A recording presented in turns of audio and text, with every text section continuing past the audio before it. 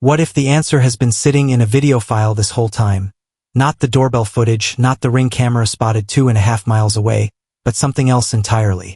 Something captured before the night even turned dark.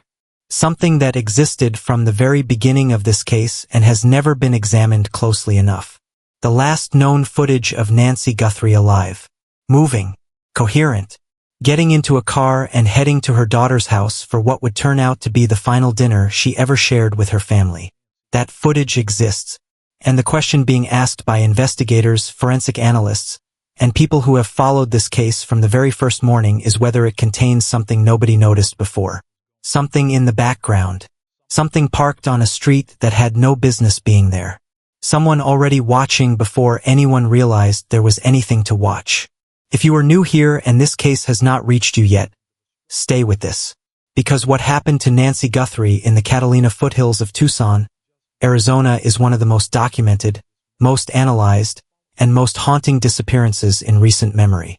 And there are threads in this story that have not been pulled hard enough. Not yet.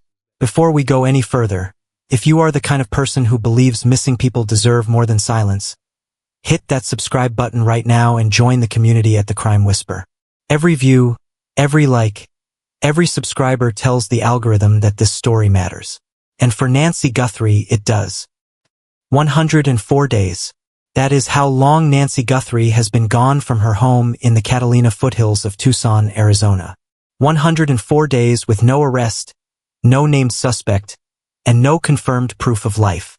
104 days of a family living inside a grief that has no edge because there is no answer. Just questions that multiply with every sunrise. Nancy Guthrie lived in the Catalina foothills, a residential area in the northern part of Tucson where the streets wind and the properties sit back from the road and the Santa Catalina Mountains frame everything in the distance. It is the kind of neighborhood where people know their neighbors, where the roads are quiet after dark, and where a car that does not belong stands out. Nancy was independent. She used rideshare services on her own. She maintained her own home. She stayed close to her daughter Annie and Annie's husband Tommaso, who lived approximately 4 miles away. Close enough for regular dinners. Close enough for the kind of ordinary family contact that most people take for granted until it is gone. On the evening of January 31st, 2026, Nancy Guthrie requested an Uber from her home at approximately 5:32 in the afternoon. The driver picked her up and drove her to Annie's house for dinner. That ride, documented, time-stamped, logged by Uber's own systems, has been part of this case from the very beginning. It is the last verified record of Nancy moving freely through the world. The last footage of her alive. And here is the question that forensic investigators and people who study these cases have started asking more loudly in recent weeks. Has anyone looked at that footage closely enough? Not just at Nancy. Not just at her demeanor inside the vehicle or whether she appeared distressed or aware of anything out of the ordinary, but at what was happening outside that car. What was parked along the streets through which that Uber traveled. Who was already in that neighborhood when Nancy's car pulled away from her driveway at 5:32 in the afternoon. Because here is what we know. The person who took Nancy Guthrie did not arrive at her property for the first time in the early hours of February 1st. They had been there before. Multiple times. For major television networks independently confirmed through separate law enforcement sources that a suspect visited Nancy's property on multiple occasions before the night she disappeared. Sheriff Chris Nanos of Pima County publicly identified January 11th as a date significant to the investigation. There was a likely visit around January 23rd, and possibly another visit on January 30th, the night immediately before Nancy vanished. This person knew her home. They knew her schedule. They knew when she would be there and when she would not. They knew that on the evening of January 31st, Nancy Guthrie was leaving. Which forces an uncomfortable question. Was the perpetrator already positioned in that neighborhood when the Uber arrived to pick Nancy up? Was he already watching when she walked out her front door? And if so, did the Uber's cameras capture something in the background that no one has examined closely enough to see? Some Uber vehicles carry both front-facing and rear-facing cameras running simultaneously. And even those without dedicated cameras generate substantial data. Trip logs, route maps, timestamps at specific intersections. records of where the vehicle slowed, where it stopped, what surrounded it at every moment of that drive. That data exists. If it has not been examined frame by frame, intersection by intersection, background by background, then there is a gap in this investigation that has not been filled. The answer to who took Nancy Guthrie might be sitting in the background of a video from a car that drove right past him. Now consider Annie's Honda CR-V. Annie Guthrie's vehicle was impounded by law enforcement in February and held for more than 40 days. The official public position from law enforcement is that the family has been cleared, that Annie and Tommaso are not suspects in Nancy's disappearance. But 40 days of forensic examination is not routine. 40 days tells you that investigators were looking for something specific, and what they were looking for or what they found has never been publicly confirmed. Modern vehicles are data recorders in ways most people do not fully appreciate. Every Honda CR-V, depending on its trim level, has a navigation system that logs routes and timestamps.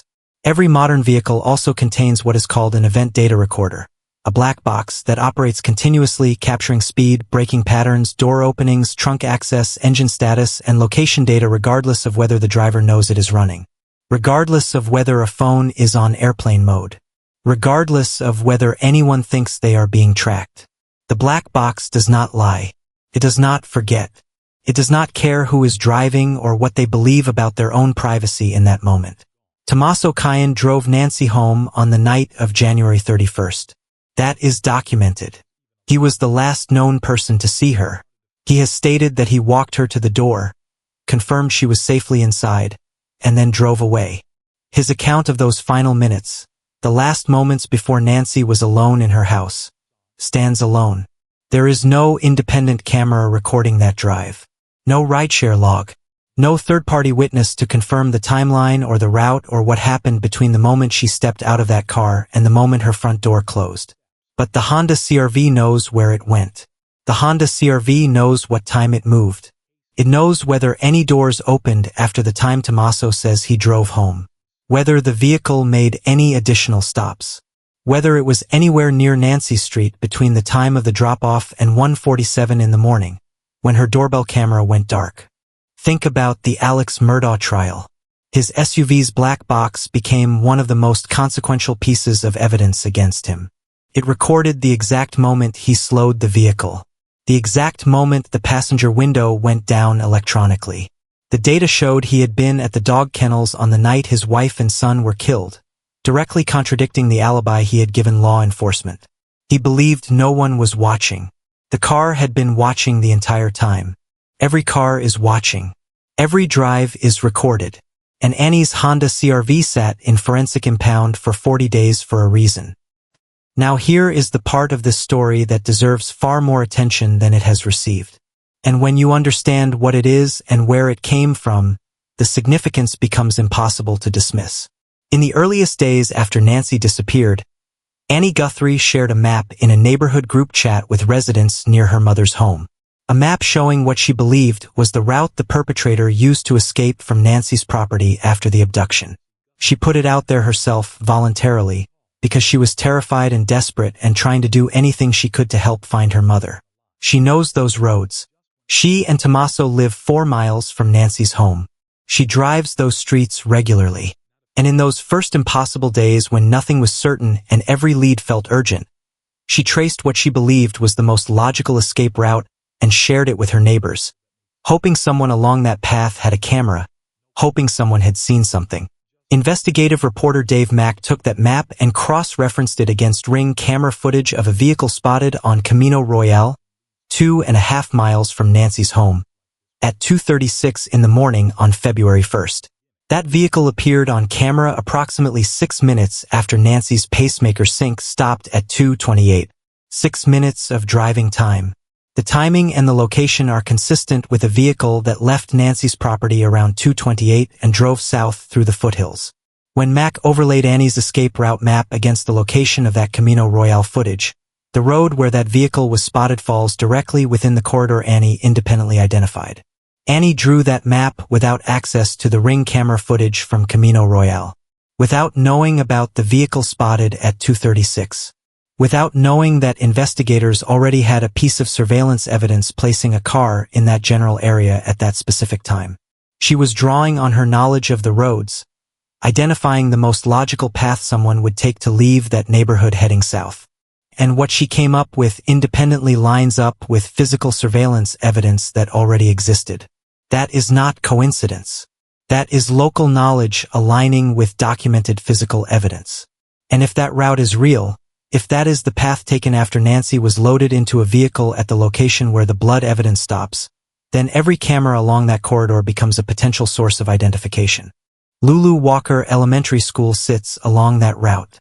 Schools in residential areas maintain robust perimeter security systems, multiple camera positions with overlapping fields of view designed to ensure that nothing slips past one angle without being caught by another. At 2 or 2:30 in the morning, with no other vehicles on the road, a single car passing that school would be isolated and identifiable in a way that daytime traffic never allows. Then there is the Green Toes Nail Salon, with a surveillance camera visibly mounted on the building facing the road and parking lot. At that hour, the parking lot is empty. No visual noise. No competing vehicles. A car passing at 2:30 in the morning would appear clear against a completely vacant background. Then there is Circa 79 Salon, formerly known as Chantilly Tea Room, which underwent significant renovation. Buildings under renovation frequently take camera systems temporarily offline during rewiring and reinstallation. Whether that location had functioning cameras on the night of February 1st is a legitimate forensic question. But archived footage from before the renovation, or logs stored off-site, may still hold relevant data. The egress analysis established something important. Given the road layout of the Catalina foothills, the vehicle could not have left Nancy's property and reached any significant distance in fewer than 6 to 10 minutes. That creates a narrow window during which it would have passed cameras along that route. And narrow windows make vehicle identification easier, not harder. At every major intersection, every stop sign, every traffic light, every cross street, the driver would have had to slow down. Human nature and basic self-preservation in a residential area at 2 in the morning demand it. And when a vehicle slows at an intersection, cameras get a better look, better resolution, a cleaner chance at capturing a plate, a make, a model, a color, a distinctive feature. That methodology broke the Brian Kohberger case. The white Hyundai Elantra was captured on camera after camera as it moved through the area near the King Roadhouse in Moscow, Idaho. Multiple camera hits along one corridor allowed investigators to reconstruct the entire route and ultimately trace the vehicle to its registered owner. One vehicle, multiple cameras.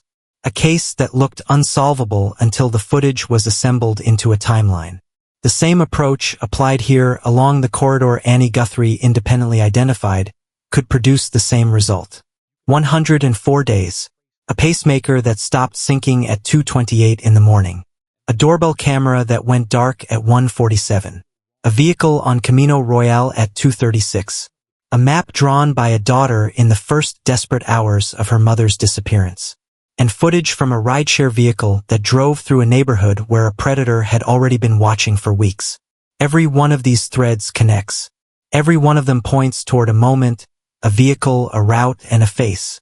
Whether the footage still exists, whether it has been examined, and what it contains, those are the questions this investigation has not yet answered publicly. Nancy Guthrie deserves those answers. And so does everyone who has been following this case from the beginning. If the story matters to you, and it should, like this video right now and subscribe to the Crime Whisper. There is more to this case than what has been said publicly. And we are not done talking about it. 104 days. And the question that has lived at the center of this investigation since the very first morning has never changed. Where is Nancy Guthrie? Who took her from her front porch in the Catalina foothills of Tucson, Arizona, in the early hours of February 1st? And why, after everything that has been collected, everything that has been examined, everything that has been said publicly, is there still no arrest? Tonight, we are going to work through the evidence that matters most. The blood on the porch. The vehicle that left that neighborhood. The map a daughter drew in the first desperate hours. The footage that may already contain the answer. And the forensic framework that connects all of it into a single, coherent picture. Because when you lay every verified piece of evidence against every documented timeline, one conclusion becomes impossible to avoid. The vehicle is the key to this case. It always has been. But before we get there is something that needs to be addressed directly. Something that has shaped how this investigation has moved and how it has stalled. And it starts with a bias that Brian Fitzgibbons, a former Marine and Security Operations Director who has spent years locating and extracting missing people in some of the most dangerous corners of the world, described with complete bluntness. He said there is an inherent bias in some investigators. They see emotion in family members.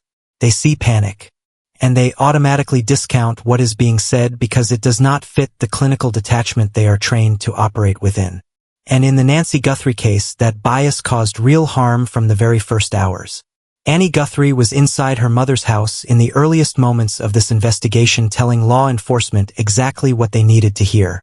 Nancy could not have walked away on her own. She could barely cover 50 yards on a good day.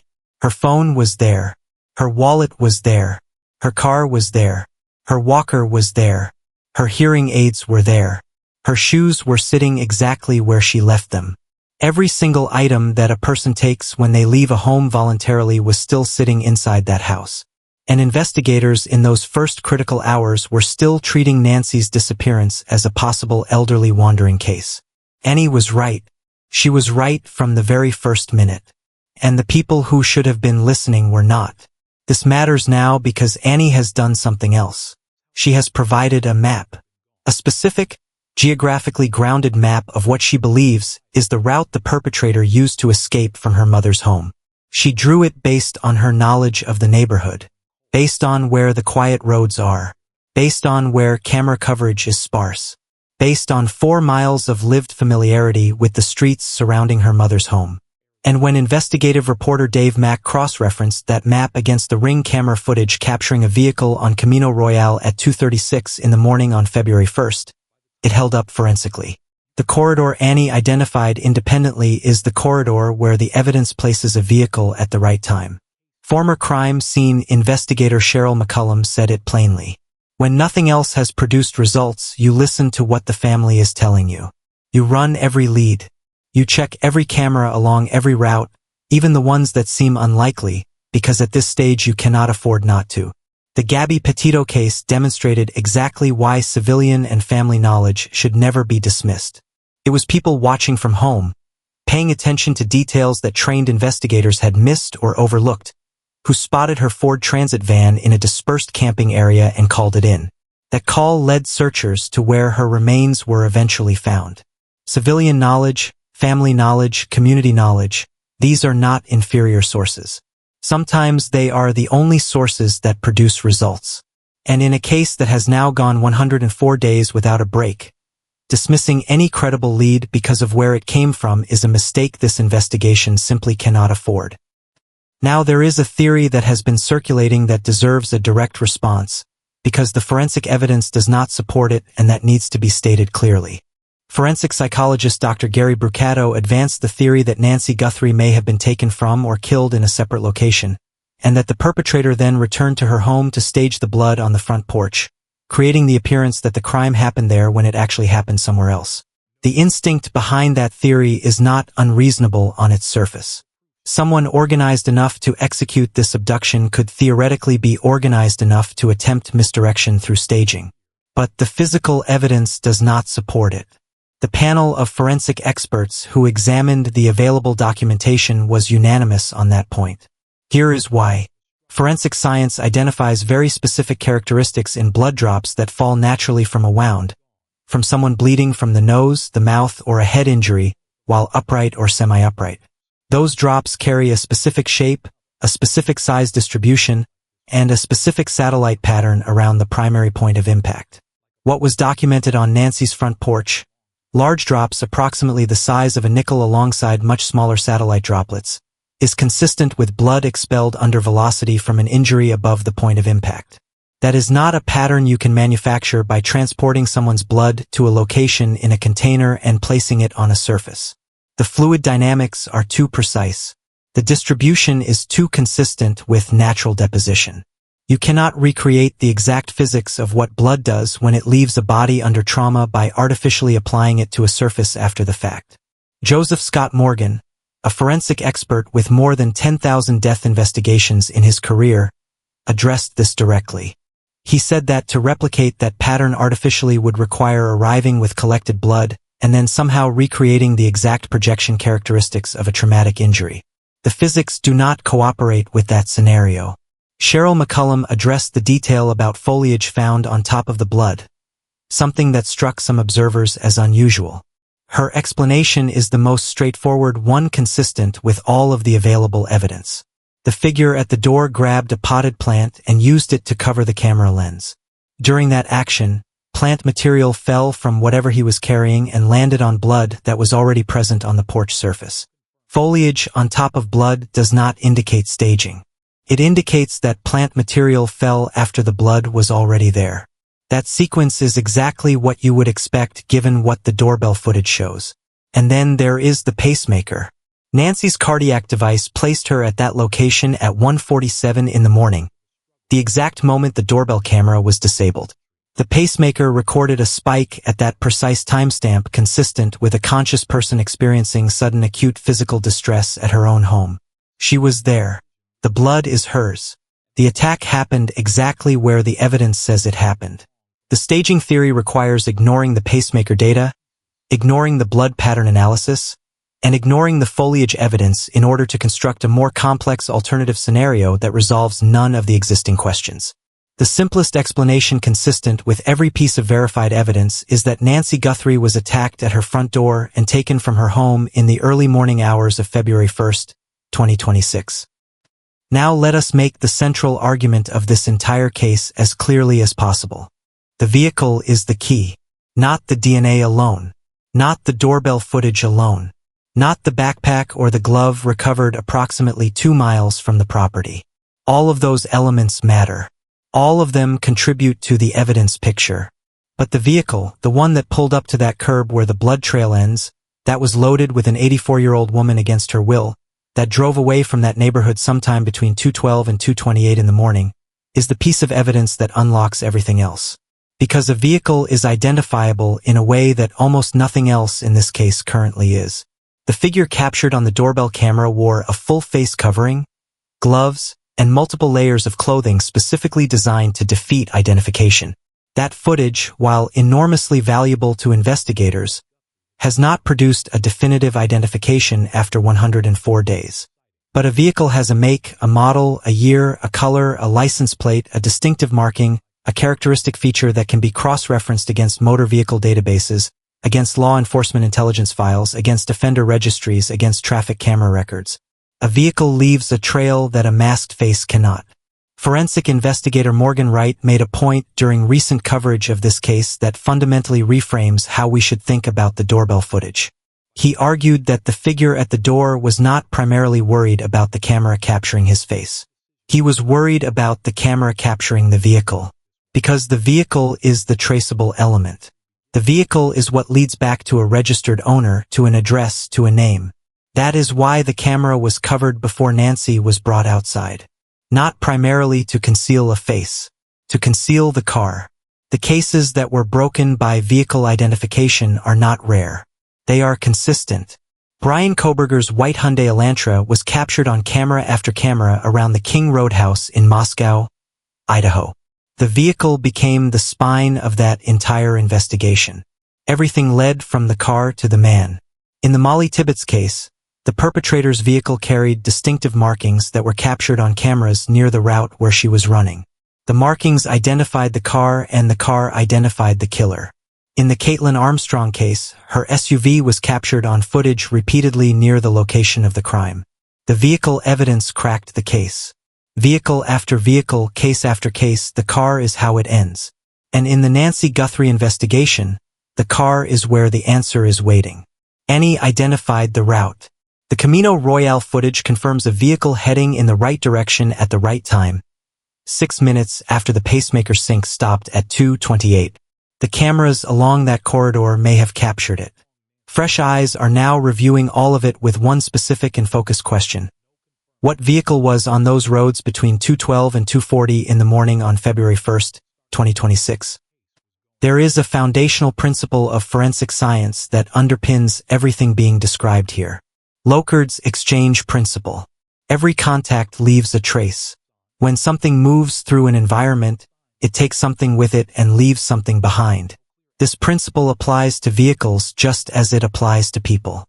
A vehicle that drove through a residential neighborhood in the Catalina foothills at 2 in the morning left traces in the physical environment. Tire impressions on soft ground near the curb where Nancy was loaded into the car. Transfer of material from the road surface to the tire. Particulate matter deposited from the vehicle's undercarriage. Any fluid from a leak. These are not speculative possibilities. They are the documented physical consequences of a vehicle moving through an environment. But the application cuts deeper than the road surface. The vehicle that drove away from that curb also potentially took evidence with it. Transfer of biological material from the loading area into the vehicle's interior. Material from Nancy's clothing or hair deposited in the rear of the vehicle during transport. If that vehicle still exists, if it has not been cleaned or destroyed, it potentially contains forensic evidence that directly connects it to this crime. This is precisely why identifying the vehicle through surveillance footage is so critical.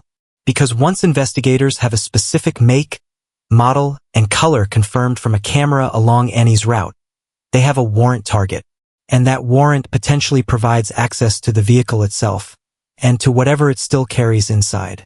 The DNA currently at Quantico, being processed by C.C. Moore and Astrea Forensics, may independently produce a name. The genetic genealogy work may produce a family connection. But the vehicle identified from the footage along Annie's corridor, corroborated by the Camino Royale camera and timed against the pacemaker data, is a completely separate investigative pathway. Two threads running in parallel, both moving toward the same destination. Whichever one arrives first opens the door to the other. One of the most significant developments to emerge in recent weeks is the confirmation that fresh investigators have been brought in to review this evidence from the beginning. What that means in practice is people who were not part of the original response, who do not carry the assumptions that formed in those first chaotic hours, who are not anchored to theories that solidified in week 1 or week 2, who can examine every camera frame, every piece of forensic data, every tip, every vehicle record without the cognitive anchoring that comes from having already decided what something means. Fresh eyes broke the Brian Kohberger case. A specific fresh examination of surveillance footage from a specific location surfaced the white Hyundai Elantra as a vehicle of interest. Everything followed from that moment. Fresh eyes and a completely new forensic methodology cracked the Golden State Killer case after decades of investigation had produced no result.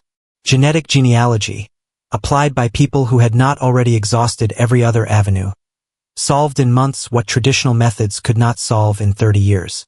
Fresh eyes work not because original investigators were incompetent, but because the human brain anchors to patterns. And sometimes the answer requires someone who has not yet formed those patterns to see what everyone else has stopped noticing. The FBI has effectively taken over family communications in this case. The DNA is at Quantico. Astrea Forensics is working the genetic genealogy. Fresh investigators are reviewing the evidence. Annie's route map is being taken seriously. The Uber footage is being examined. The vehicle corridor is being worked. Brian Fitzgibbons said something that cuts through all of the uncertainty about where this investigation stands. He said the FBI controls the game clock in this case, not the perpetrator. The perpetrator cannot erase the digital record that exists across thousands of cameras and dozens of databases.